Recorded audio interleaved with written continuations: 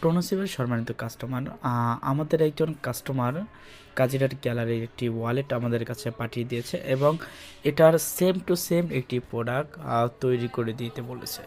তো আমরা সেটা তৈরি করে দিয়েছি এবং এটা থেকে কতটুকু পরিমাণ কোয়ালিটি সম্পন্ন হয়েছে এবং কতটুকু কাজ সুন্দর হয়েছে সেটা অবশ্যই আপনারা আমাদেরকে কমেন্টে জানিয়ে দিবেন। কারণ হচ্ছে আমরা সবসময় চেষ্টা করি জেনুইন লেদারের প্রোডাক্ট তৈরি করে এবং নিত্য নতুন ডিজাইন আপনাদেরকে উপহার দেওয়ার জন্য।